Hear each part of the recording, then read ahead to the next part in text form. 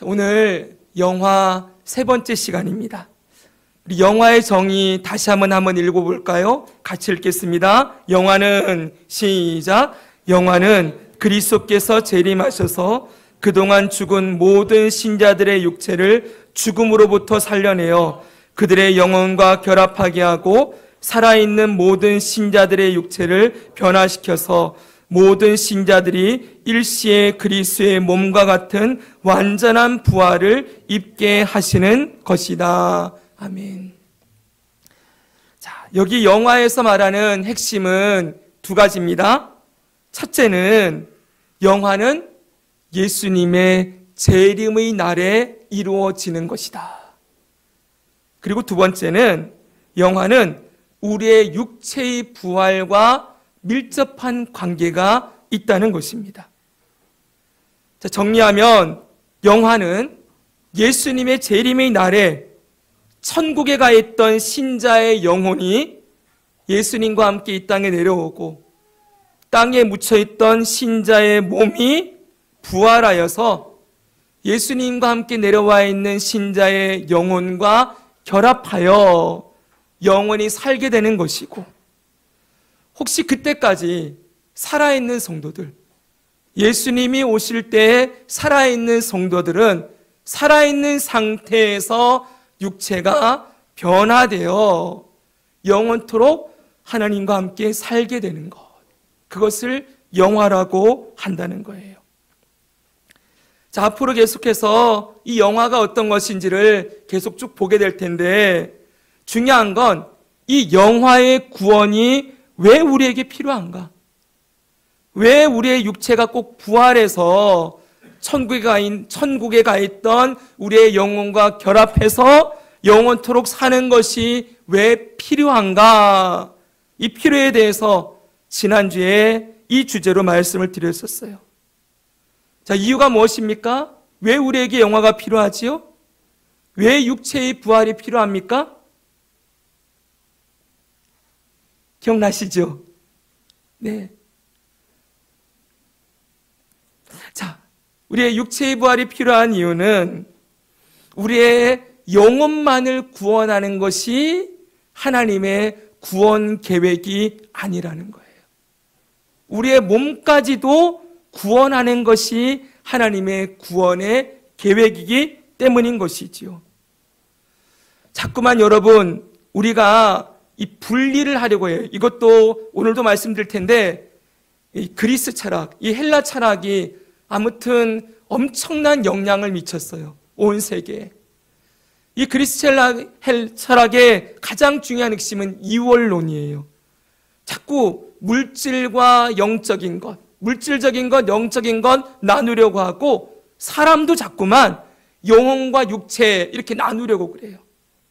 그래서 사람을 이원론이라고 하면은 사람은 어떻게 생겼냐 했더니 육체가 있고 영혼이 있다.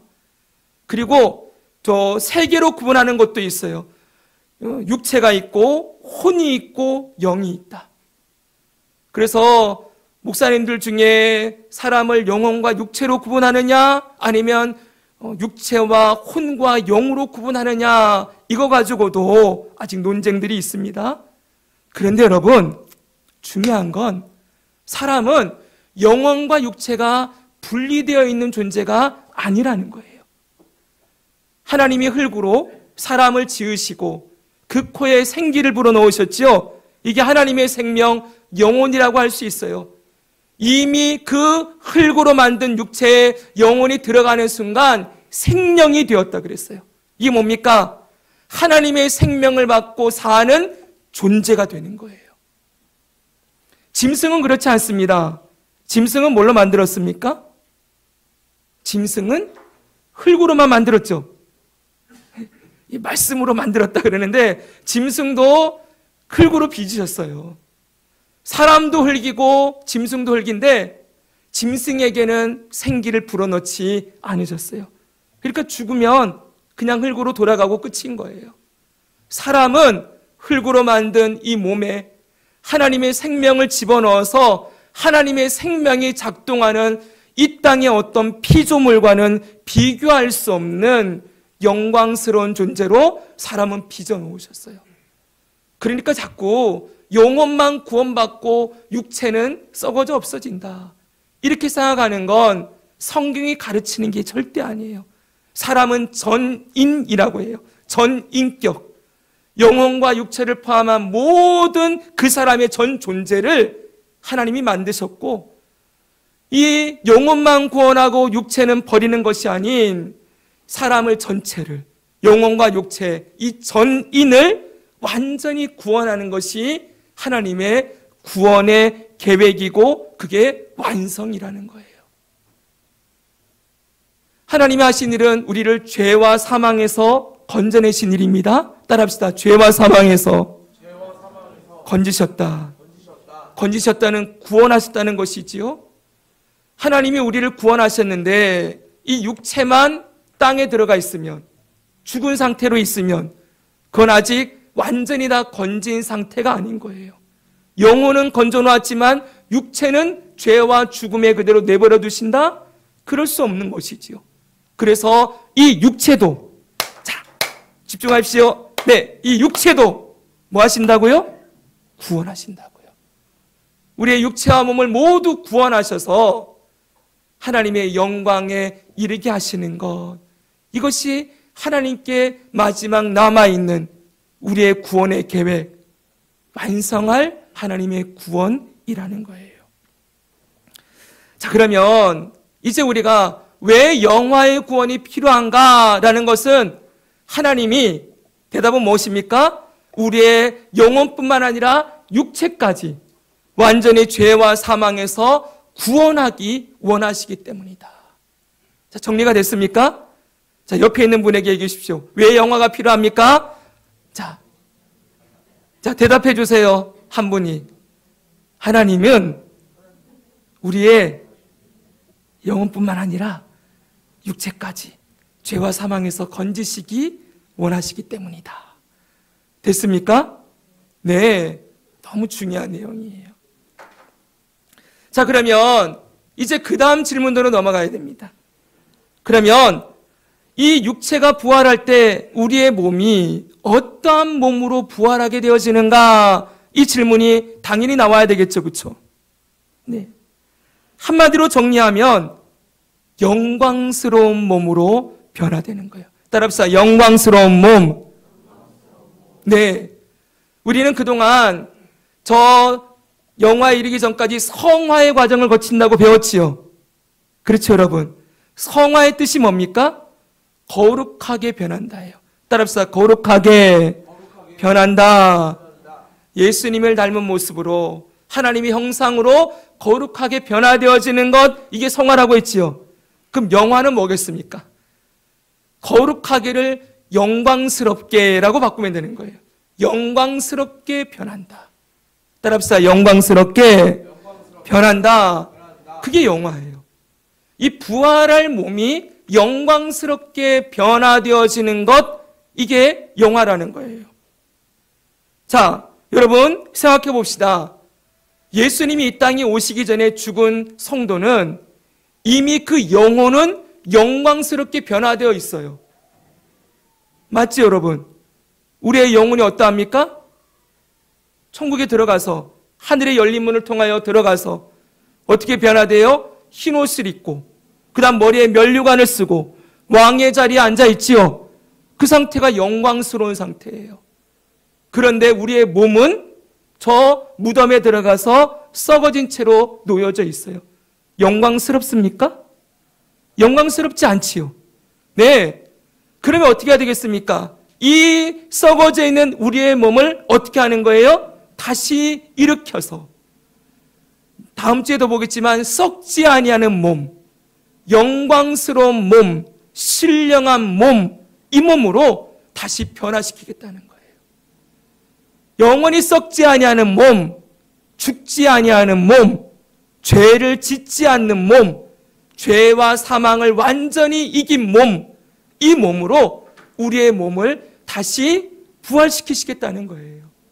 그래서 영화를 영광스러운 몸으로의 부활, 이렇게 정리할 수 있는 것이지요. 이 영광스러운 몸으로의 부활은 다음 주에도 할 거예요. 바로 예수님의 부활의 모습이에요. 예수님이 십자가에 죽으셨다가 무덤에서 다시 부활하셨을 때 그 몸은 영화롭게 변화된 몸이었어요. 이 몸을 가지고 있는데 예수님이 어떠합니까? 시공간을 초월하시지요. 막 문이 닫혀 있는데 예수님이 들어오시기도 하시잖아요. 그렇죠? 근데 분명히 몸은 몸이에요. 예수님이 부활하신 몸으로 음식을 드셨을까요? 음식 드셨습니까? 드셨지요. 제자들과 함께 식사하셨습니다. 그런데 이 몸은 죽지 않는 몸인 거예요. 영원히 살아있는 몸인 거예요. 이 물질이 완전히 없어지는 것이 아니고 신령한 몸이고 죽지 않는 몸인데 이 몸과는 완전히 성질이 바뀌어진 영원히 죽지 않는, 영원히 하나님의 영광을 가지고 있는 몸으로 변화되어진다, 이렇게 가르치고 있어요. 그게 바로 영화인 거예요. 영광스러운 몸으로 변화되어진다. 그런데 오늘 이 육체의 부활, 이 영화롭게 변화되는 것에 대해서 우리는 고린도전서 15장의 말씀을 읽었습니다. 이 고린도전서 15장은 따라합시다. 부활장. 고린도전서 13장을 뭐라고 부르죠? 사랑장 그러잖아요. 15장은 부활장이라고 부르는 장이에요.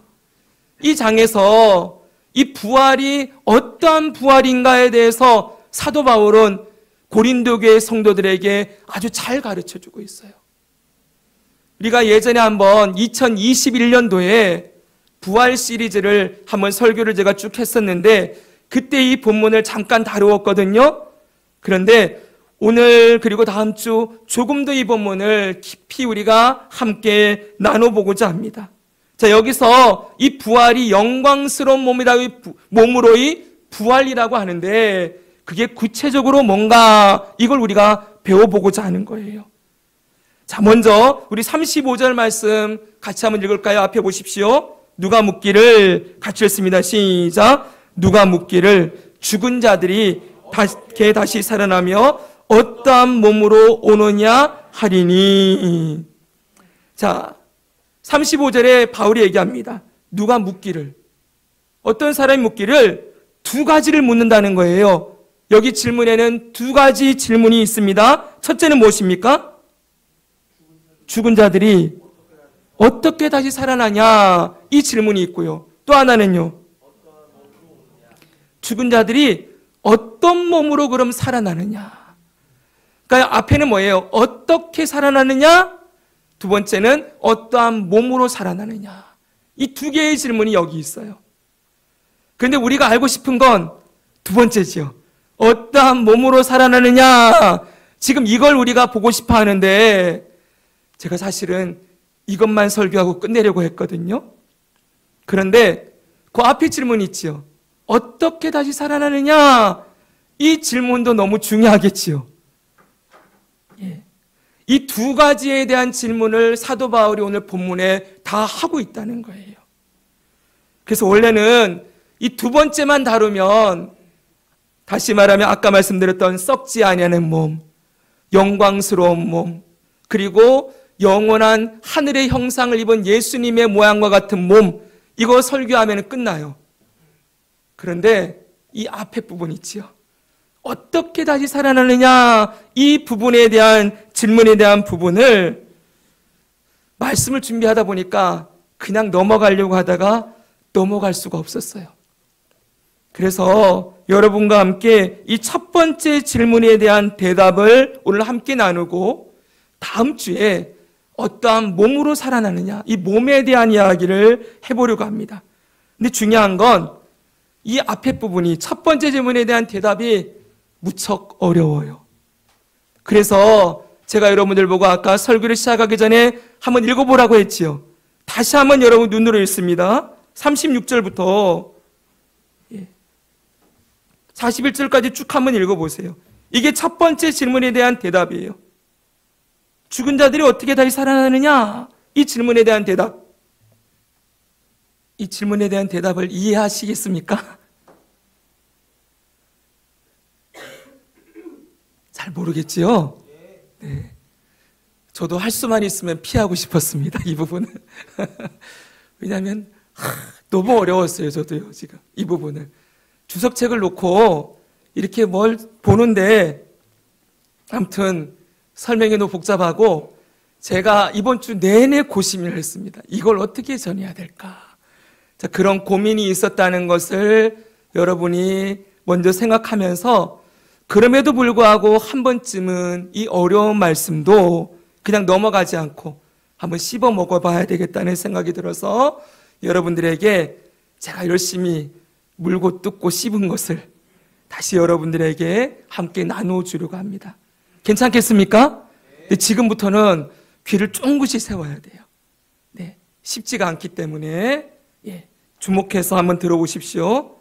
자, 죽은 자들이 어떻게 다시 살아나는가라는 질문에 대해서 먼저 36절을 같이 한번 읽겠습니다. 어리석은 자여, 시작. 어리석은 자여, 내가 뿌리는 씨가 죽지 않으면 살아나지 못하겠고. 자, 여러분 저를 보십시오. 씨를 뿌리면 그 씨는 어떻게 되지요? 땅에 떨어져 죽습니다. 썩습니다. 그렇죠? 근데 썩고 끝나는 게 아니지요. 반드시 다시 거기서 생명이 돋아나지요. 지금 그 얘기하는 거예요. 바로 마찬가지로 사람이 죽으면 그냥 육체가 썩어져 없어지는 것이 아니라 반드시 거기서 새로운 생명이 돋아난다. 부활이 반드시 있다. 저 씨앗을 봐라. 지금 이 얘기하는 거예요. 어떻게 살아나느냐? 씨앗이 떨어져서 썩어졌다가 다시 생명이 나오는 거 보니까 반드시 죽은 사람의 육체도 다시 살아나는 일이 있다는 것을 알게 된다는 거예요. 됐습니까? 여기까지? 정리됐지요? 그럼 두 번째. 그러면 이 식물 안에 그 생명이 다시 살아나는 그것을 누가 주셨는가? 이 얘기예요. 자, 37절부터 봅시다. 37, 38절 같이 읽습니다. 시작. 또 내가 뿌리는 것은 장래의 형체를 뿌리는 것이 아니요 다만 밀이나 다른 것의 알갱이 뿐이로되 하나님이 그 뜻대로 그에게 형체를 주시되 각 종자에게 형체를 주시느니라. 아멘. 자, 이제 절 보세요. 또요. 자, 여러분 콩을 심었습니다. 그럼 뭐가 나올까요? 팥을 심었습니다. 팥 나오지요. 그런데 이 씨앗에, 콩의 씨앗에 콩의 형체, 콩나무로 자랄 형체, 팥의 씨앗에 팥나무로 자랄 형체, 이걸 주신 분이 누굽니까? 하나님이시라는 거예요. 그냥 보면 다 씨앗 같은데 그 씨앗이 어떤 모양으로 자라나게 될까? 이걸 형체라고 해요. 장래 어떤 모양으로 자라나게 될 것인가를 누가 주셨다? 하나님이 결정해서 그 씨앗에 넣어 두셨다는 것이지요. 자, 두 가지가 정리됐습니다. 첫째는 반드시 씨앗이 죽으면 다시 사는 것처럼 부활이 있다. 다시 씨앗으로 돌아가서 그 씨앗이 어떤 모양으로 자라날 것인가는 하나님이 정해두셨다는 거예요. 사람은 그냥 씨를 뿐이에요. 씨를 뿌릴 뿐이지만 그 씨가 무엇으로 자라날지는 하나님이 그 형체를 각 종자 안에 넣어두셨다. 정리됐습니까? 그럼 세 번째로 가봅시다. 이제 39절부터 41절 좀 깁니다. 같이 한번 읽습니다. 시작. 육체는 다 같은 육체가 아니니 하나는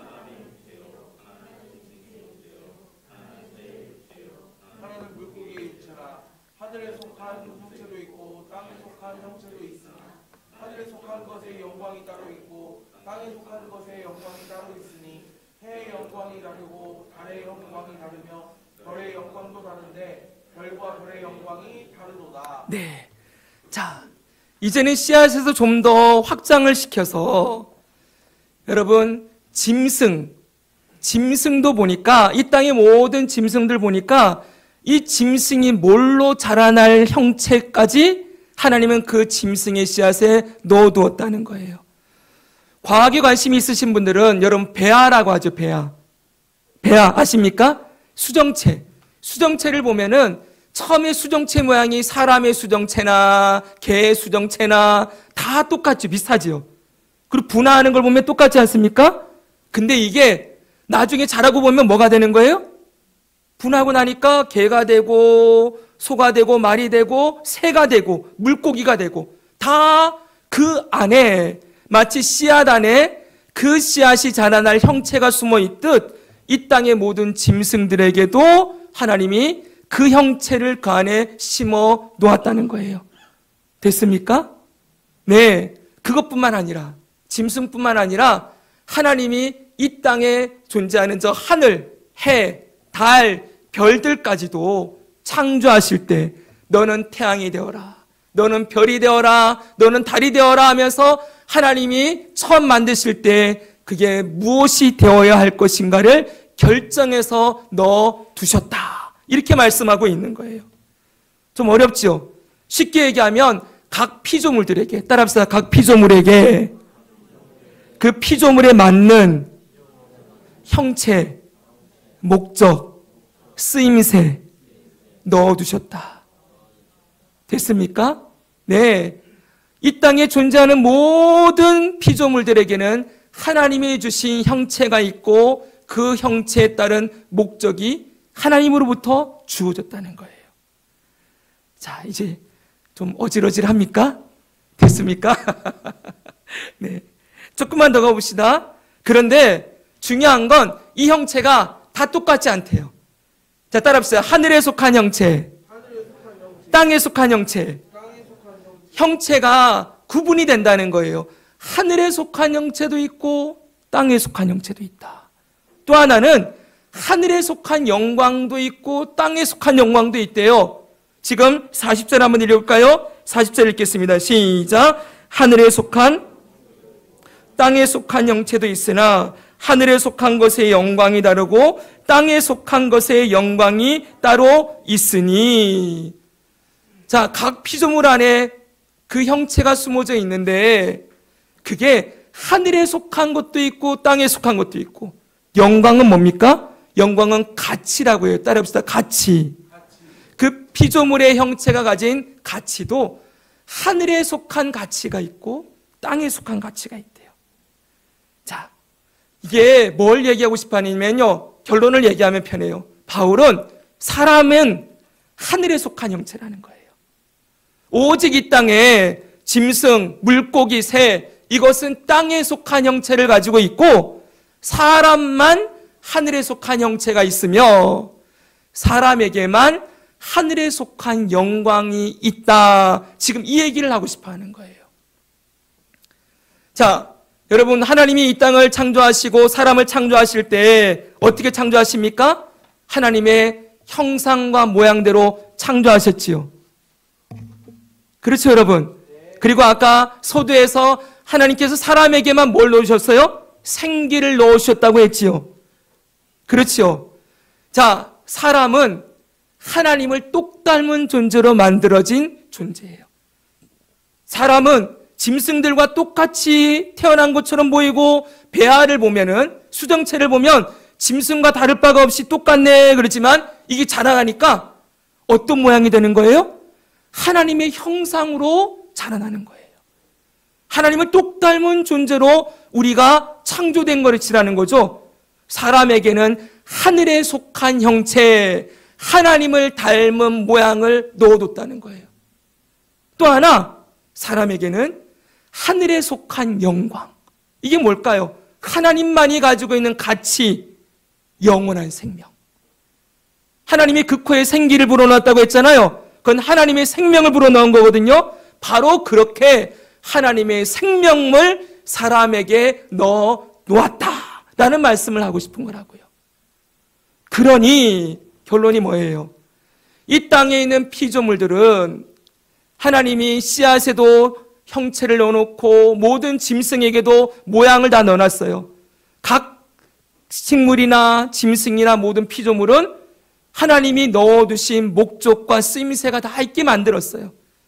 근데 그 중에서도 특별히 사람은 이 세상의 모든 피조물과 다른 구분점이 있는데 그게 뭐예요? 사람만큼은 하늘에 속한 형체, 하나님을 닮은 모양으로, 그리고 하늘에 속한 영광, 하나님의 생명을 가진 존재로 만들어 놓았다는 거지요. 그러므로 이 사람은 부활할 수 있다라고 얘기하는 거예요. 하나님이 영원히 사는 생명을 가지신 분이 우리에게도 하나님을 닮은 존재로 하나님의 생명을 넣어 놓았기 때문에 사람은 반드시 부활하게 되어진다라는 이야기를 하고 있는 거라고요. 아이고, 좀 어려웠습니다. 그렇죠? 그래서 제가 이것을 이렇게 정리를 해봤어요. 자, 그래서 41절 43절에 이렇게 얘기하는 거예요. 자, 이 하나님에 속한 영광과 형체가 인간에게 주어졌다는 것을 어떻게 알 수 있느냐? 그랬더니 부활 때 보면 알게 된다는 거예요. 부활할 때 보면 인간이 하나님의 형체고 하나님의 영광을 가진 존재라는 것을 알 수 있게 된다라고 하면서 이렇게 말하는 거예요. 자, 죽은 자의 부활도 시작. 죽은 자의 부활도 그와 같으니 썩을 것으로 심고 썩지 아니할 것으로 다시 살아나며 욕된 것으로 심고 영광스러운 것으로 다시 살아나며. 아멘. 영원히 썩지 않고 영원히 영광스러운 것. 여러분 보십시오. 영원히 썩지 않고 영원히 영광스러운 분은 누구밖에 없어요? 하나님밖에 없어요. 그런데 이 영원히 썩지 않고 죽지 않는 영광스러움을 사람에게도 놓았다. 그래서 사람은 하나님의 형체고 사람은 하나님의 영광을 가진 존재다라고 말씀하고 있는 거라고요. 자, 정리를 하면 그렇습니다. 지금까지 내용을. 첫 번째, 같이 한번 읽어볼까요? 시작. 씨앗이 땅에 심겨져 썩으면 그 안에서 반드시 생명이 나오는 것처럼 반드시 부활이 있다. 됐습니까? 두 번째, 하나님께서는 각각 씨앗 안에 그 식물의 형체를 심어 놓았다. 그 식물이 뭐가 될지 모양을 넣어놨다는 거예요. 세 번째, 씨앗뿐만 아니라 이 세상의 모든 피조물들 안에는 하나님이 심어 놓은 모양이 있다. 형체가 있다. 그 짐승이 되는 이유는 하나님이 그 안에 넣어놓은 씨앗 때문이라는 거예요. 형체 때문에. 자, 여기까지 이해 다 되셨죠? 그럼 네 번째 넘어갑니다. 이 형체는 같이 읽습니다. 시작. 이 형체는 하늘에 속한 형체와 땅에 속한 형체로 나누어지고 그 형체는 각각의 영광, 가치가 있다. 근데 똑같은 동식물이 아니라는 거예요. 그 모양을 보니까 하늘에 속한 형체도 있고 땅에 속한 것도 있대요. 그리고 하늘에 속한 영광, 땅에 속한 영광으로 나누어진다. 다 똑같지 않다. 그러면 이 하늘에 속한 영광, 형체를 가진 존재는 누구밖에 없다? 사람밖에 없다. 그래서 5번에 보면은 이 영광은 하늘에 속한 영광, 땅에 속한 영광으로 나누어지고 6번 읽겠습니다. 시작. 오직 사람 안에만 하늘에 속한 영광이 있다. 오직 사람만 하늘에 속한 형체요 영광이라는 거예요. 그래서 마지막 7번이 나오는 겁니다. 그러므로 시작. 그러므로 사람은 하늘에 속한 형체와 영광을 가진 존재로 다시 부활하게 된다. 자, 제가 지혜를 하나님께 엄청 구했어요. 이걸 어떻게 설교를 해야 될까요? 그럼 지혜를 구했는데 충분한 설명이 됐을지 모르겠습니다. 그런데 제가 설교 준비하면서 이런 생각했어요. 야, 참 어렵다. 근데 바울은 왜 부활에 대해서 설명을 하면서 왜 이렇게 어렵군 이야기들을 하고 있을까? 뭐 하늘에 속한 영광, 형체, 뭐 이런 얘기하면서 왜 이렇게 부활을 어렵게 설명할까 생각을 하게 되었는데 이유는 하나예요. 서두에 말씀드린 대로 헬라 철학의 영향을 받은 그리스도인들에게 그들에게 이 부활을 설명하려면 그 당시 사회는 전부 그리스 문화 안에 살고 있던 사람들이었거든요. 기독교인이라고 해도 헬라 철학을 무조건 습득하며 배우며 살아갔던 사람들이기 때문에 지금 이 얘기를 꼭 해야만 되는 거예요. 다시 보십시오. 헬라 철학은 물질은 경시합니다. 물질은 다 썩어서 없어질 것. 물질은 더럽고 악한 것. 그리고 영혼은 깨끗하고 영적이고 이 영혼은 구원을 받고 이 영혼은 너무나 중요한 것. 영적인 것만 영원하다. 이렇게 가르쳤단 말이에요. 그래서 여러분 기독교 안에도 교회 안에도 제가 말씀 준비하면 보니까 유대교회 있죠. 구약 성경. 구약 성경을 믿고 있는 유대교인들도 부활을 믿어요. 구약에 보면은 부활 믿는다고 하거든요. 근데 그들이 말하는 부활은 우리가 여기서 얘기하는 이 부활이 아니에요. 그러니까 영혼은 천국 가고 부활은 그냥 이 땅에서 그냥 다시 그냥 흙으로 다시 일어난다라는 개념만 가지고 있어요. 영광스러운 부활이라는 개념이 없어요. 무슨 얘기인지 알겠습니까? 그러니까 물질이 영광스럽게 된다는 개념이 없는 거예요. 자, 그런데 오늘 말씀을 보니까 하나님이 이 세상을 창조하실 때 씨앗 하나에도 그리고 짐승 하나에도 해, 달, 별 모든 피조물들에게 뭘 넣어놨어요? 하나님이 그에 따른 형체를 심어 놓았다고 말씀하고 있어요. 그 피조물의 목적, 그 피조물의 쓰임새, 이 피조물이 어떻게 자라나고 어떻게 쓰임받게 될 것인지 그 피조물의 모든 존재와 목적을 모든 이 땅의 우주 만물의 피조물에다가 하나님이 다 넣어놓았다는 거예요. 자, 여러분, 물질이 더럽습니까? 이렇게 보면 물질이 악합니까? 물질이 필요 없습니까? 아니지요. 이 모든 만물에 하나님이 집어넣어 주신 형체가 있어요. 각각의 그 쓰임새와 모양대로 각각의 역할을 다 하도록 하나님이 세팅해 놓았다는 거예요. 물질이 악한 게 아니라는 거죠. 사람의 몸도 마찬가지라는 거예요. 각각의 모양이 다 다르죠? 각각의 기능도 달라요. 어떤 사람은 운동 잘하는 사람, 좀 못하는 사람, 어떤 사람은 지식을 가지고 하는 사람, 다 다르지만 각각의 육체의 모양에 하나님의 형체를 넣어놓고 쓰임새대로 우리 모두를 만들어 놓으셨다라고 말씀하고 있는 거예요. 그러니까 여러분, 지금 바울이 하고 싶어 하는 얘기는 한마디로 제일 중요한 건 뭐예요? 물질은 악한 것, 더러운 것 아니라는 거예요. 자, 제가 그래서 한번 이런 주제를 생각해 봤어요. 여러분, 그리스 철학이 이제 그 당시 유행했다고 했는데 사실 철학이 다루는 주제가 3가지가 있어요. 좀 어렵지만 조금만 더 들어봅시다. 첫 번째는 뭐냐 하면 이 세상과 우리는 어디로부터 왔는가? 우리 사람과 이 세상 존재의 근원을 항상 물어요. 우리는 어디로부터 왔는가? 이 세상은 어디로부터 나왔는가? 여러분, 여기에 대해서 철학이 대답할 수 있을까요? 대답할 수 없어요. 플라톤은 이데아가 있었다, 물질의 제1원인이 있다, 이러면서 철학자들은 얘기하지만 이 세상이 어디로부터, 사람이 어디로부터 왔는가는 오직 성경만이 대답해줘요. 아멘입니까? 아멘. 여러분, 이 세상이 어디로부터 왔습니까? 하나님으로부터 창조되었다. 사람은 어디로부터 왔습니까? 하나님으로부터 창조된 작품이다. 오직 성경만 이 질문에 대답을 해요. 두 번째 질문, 무엇입니까? 이 세상 만물의 존재의 목적이 뭐냐? 해는 왜 저기 떠 있냐? 왜 저 짐승은 저런 모양을 하고 있냐? 왜 저 식물은 저 씨앗을 품고 있느냐? 왜 저런 열매를 맺느냐? 거기에 대해서 철학이 질문하면 대답할 수 있습니까? 없지요. 이 질문은 누구만 대답할 수 있어요? 성경만. 성경에 뭐라고 말합니까? 오늘 말씀 그대로 하면 그 씨앗이 그 열매를 맺게 되는 형체, 그 짐승이 그 모양이 되는 형체 누가 넣어놨어요? 하나님이 다 넣어놨다는 거예요. 저 태양이 저기서 저렇게 빛을 내고 있는 이유도 하나님이 그렇게 하라고 그에게 형체를 넣어놨기 때문에, 저 달의 역할을 하도록 하나님이 만들어 놓았기 때문이다 라고 말씀하고 있는 거예요.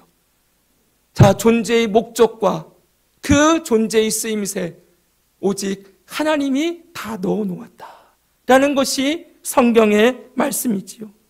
그리고 제일 중요한 게 있어요. 그런데 사람과 이 세상 만물과의 차이는 뭐냐? 여러분, 이게 중요한 게요, 사람이나 짐승이나, 제가 언젠가 얘기했잖아요. 원심 분리기에 넣고서 돌리면은 물 70% 나오고 단백질, 지방, 철, 인, 황, 이 미네랄 조금 나오죠. 사람의 몸이나 저 개의 몸이나 여러분 집에 키우는 강아지나 고양이 몸이나 물질의 원소로 따지면 다를 게 없어요. 그런데 왜 사람만이 더 존귀하고 왜 사람만이 더 존엄하고 왜 사람만이 더 귀하냐? 왜 이 세상 모든 짐승과 사람의 생명 하나를 바꿀 수 없느냐? 사람이 저 개보다 더 나은 이유가 뭐냐? 여러분 집에서 키우는 강아지보다 여러분이 나은 이유가 뭐예요? 여러분이 나은 가치가 뭐예요? 거기에 대해서 대답해 줄 수 있나요? 여러분이 사랑하는 자녀들이 이 땅에 저기 놀고 있는 고양이와 다른 이유가 뭐예요? 바로 이것에 대해서 성경만이 얘기한다는 거예요. 사람은 땅에 속한 형체도 있고 하늘에 속한 형체, 하나님이 지은 형체가 다 다른데 사람만 하늘에 속한 형체라는 거예요. 하나님이 주신 모양을 가진 존재라는 거예요. 사람의 영광, 사람이 이 땅의 모든 짐승보다 모든 만물보다 귀한 이유는 사람에게만 하나님의 영광을 집어넣었다는 거예요. 하나님의 가치, 하나님의 생명을 집어놓았기 때문이다. 여러분, 이 중요한 근원에 대한 질문을 오직 성경만 해준다는 거예요. 사랑하는 여러분, 오늘 이 말씀이 우리에게도 너무나 중요하지요. 여러분이 왜 존귀한 존재입니까? 여러분이 왜 옆에 있는 사람을 아무렇게나 대하면 안 됩니까? 왜 우리가 사람을 존귀하게 여기고 사랑해야 됩니까? 여러분이 왜 높임을 받아야 되고 여러분이 왜 아름다운 존재와 가치를 가진 존재라는 걸 인정하고 살아야 됩니까? 이유는 하나님이 우리 모두에게 하나님의 형체와 영광을 넣어 놓았기 때문이다. 사랑하는 여러분, 이 질문에 대해서 이 세상의 철학도 과학도 수학도 다 대답 못해요. 오직 하나님만이 대답해 줄 수 있다는 거예요. 성경은 여러분 인간의 존재와 가치를 이렇게 설명해 주고 있어요. 창세기 1장 26, 27절 같이 한번 읽겠습니다. 하나님이 시작. 하나님이 이르시되 우리의 형상을 따라 우리의 모양대로 우리가 사람을 만들고 그들로 바다의 물고기와 하늘의 새와 가축과 온 땅과 땅에 기는 모든 것을 다스리게 하자 하시고 하나님이 자기 형상 곧 하나님의 형상대로 사람을 창조하시되 남자와 여자를 창조하시고 아멘. 자, 옆에 분에게 인사하겠습니다. 당신은 하나님의 형상과 모양입니다. 이 땅의 모든 피조물들을 다스리고 정복할 힘을 주셨습니다. 네, 이거예요. 사람이 하나님의 형체요, 하나님의 영광을 가진 존재로 하나님이 세워놓으셨다는 거예요. 여러분, 우리가 지금 시편의 말씀을 읽고 있는데 시편 8편도 똑같이 얘기해주고 있어요.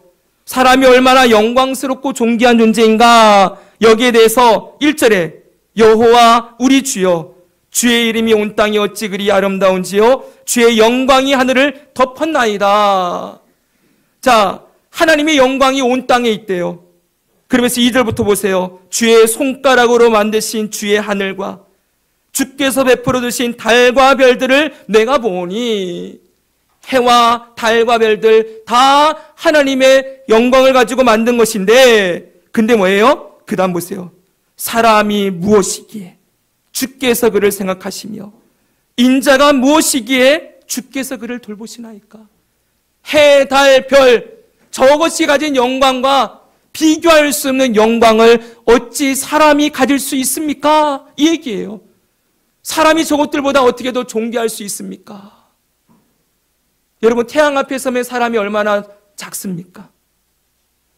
저 태양이 훨씬 더 위대한 것 같지요. 그런데 사람이 더 존귀하다는 거예요. 어떻게 그럴 수 있습니까? 그 이유가 여기 나와요.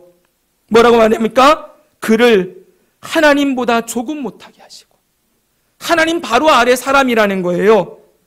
그 다음 뭐합니까? 영화와 같이 했습니다. 영화와 존귀로 관을 씌우셨나이다. 할렐루야. 태양은 하나님의 영화와 존귀를 가진 존재가 아니에요. 하나님의 모양이 아니라는 거예요. 오직 사람만 하나님의 형상과 모양으로 창조되었다는 거예요. 영화와 존귀로 사람에게 관을 씌우셨다. 6절부터 보십시오. 주의 손으로 만드신 것을 다스리게 하시고 만물을 그의 발 아래 두셨으니 곧 모든 소와 양과 들짐승이며 공중의 새와 바다의 물고기와 바닷길에 다니는 거신이이다. 여러분, 사람의 형체도 있고 그 다음에 짐승의 형체, 새와 물고기의 형체도 다 똑같은 것 같지만 사람은 하나님의 하늘에 속한 형체여서 이 땅에 있는 모든 것을 다스릴 수 있는 하나님의 영광과 가치를 사람에게만 주셨다는 거예요. 그래서 찬송합니다. 여호와 우리 주여, 주의 이름이 어찌 그리 온 땅에 아름다운지요. 사랑하는 여러분, 사람이 바로 이런 존재라는 거예요. 이런 이야기는 성경만 할 수 있어요. 온 세상을 한번 바라보십시오. 모든 만물이 하나님의 작품입니다. 그러나 그 중에 그 모든 작품 위에 뛰어난 존재가 사람이고 그 사람에게 하나님 바로 아래 사람이에요. 하나님보단 조금 못해요. 그러나 이 땅의 모든 만물이 가질 수 없는 존귀와 영화로 관을 씌워준 존재가 사람이라고 말하고 있는 거예요. 그래서 사람을 그냥 육체는 무덤에다 넣어놓고 영혼만 구원해 두고 그런 모습으로 영원히 살게 하지 않으시겠다는 거예요. 하나님의 형상과 모양으로 빚어진 사람을 하나님 반드시 무덤에서 끌어내서 그 몸을 썩지 않는 몸, 영광스러운 몸으로 영화롭게 변화시켜서 하나님의 영광과 존귀를 영원토록 누리는 그 영원한 구원을 우리에게 주시고자 하신다. 바로 이 이야기를 오늘 바울은 우리들에게 해주고 있는 것입니다. 여러분, 이 땅 피조물들도 그냥 있진 않겠죠? 다음에 보겠지만 새하늘과 새 땅에서 말씀드릴 거예요. 이 세상도 완전히 망해서 없어지는 게 아니에요. 새롭게 하나님이 회복시키신다고 말씀하고 있어요. 왜요? 하나님이 넣어주신 형체가 이 만물 가운데 다 있기 때문에 하나님은 사람만 영화롭게 변화시키는 게 아니라 이 세상도 새하늘과 새 땅으로 다시 변화시키겠다고 약속해주고 있는 것입니다. 이제 정리를 해보겠습니다. 여러분, 죽은 자들이 어떻게 살아납니까? 하나님의 영광의 씨앗을 심어 놓았기 때문이에요. 따라서 하나님의 형체와 영광을 심어 놓았기 때문에. 네, 됐습니까? 네, 사람은 영원히 죽지 않는 하나님의 생명을 심어 놓았기 때문에 그 생명으로 다시 살아나게 되어지는 거예요.